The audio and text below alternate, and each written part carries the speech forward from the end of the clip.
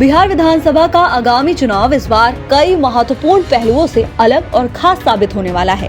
हरियाणा और महाराष्ट्र, इसके बाद दिल्ली में मिली जीत से उत्साहित बीजेपी ने बिहार में भी नई रणनीतियां अपनानी शुरू कर दी हैं।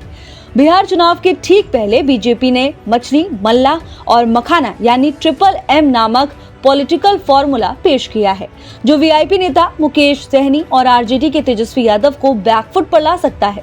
बीजेपी इस फॉर्मूले के जरिए बिहार के एक बड़े वोट बैंक को अपनी ओर खींचने में लगी है। मखाना बोर्ड की स्थापना, मछली पालन के लिए योजनाएं और मिथिलांचल में कोसी प्रोजेक्ट की मंजूरी देने के बाद बीजेपी ने इस अहम वोट बैंक को साध लिया। अब पार्टियों की रणनीतियां धीरे धीरे स्पष्ट हो रही हैं। बीजेपी ने आरजेडी से मछली, मल्लाह और मखाना से जुड़ी राजनीति को पहले ही अपने कब्जे में ले लिया। बड़ा सवाल ये है कि क्या बीजेपी का ये ट्रिपल एम फॉर्मूला आरजेडी को चुनाव में पीछे धकेल देगा? क्या तेजस्वी यादव और मुकेश सहनी लोकसभा चुनाव की तरह इस बार भी मछली खाते हुए एक वीडियो पोस्ट करेंगे, या बीजेपी इस बार पूरी राजनीति पलट देगी? बीजेपी ने इस फॉर्मूले के जरिए बड़ा मास्टर स्ट्रोक खेल दिया है, जिससे वीआईपी के मुकेश सहनी की राजनीति पर भी अब संकट के बादल मंडराने लगे हैं।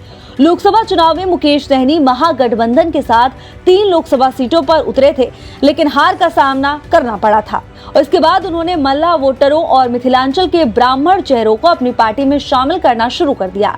लेकिन बीजेपी और जेडीयू को ये भनक लगते ही उन्होंने इसे अपनी रणनीति के तहत पलट ही दिया।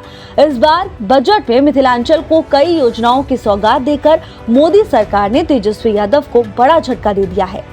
बिहार में निषाद वोटरों की संख्या 2.6% है और मुकेश सहनी के लिए इन वोटरों तक पहुंचने की रणनीति पर बीजेपी का फॉर्मूला भारी पड़ सकता है।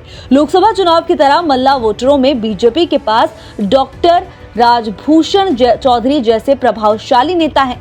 ऐसे में सवाल ये उठता है कि क्या बिहार में इस बार लालटेन का परचम लहराएगा या कमल और तीर का सिक्का चलेगा?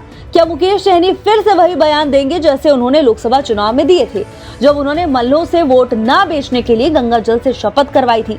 क्या इस बार भी मल्ला वोटरों का प्रभाव रहेगा?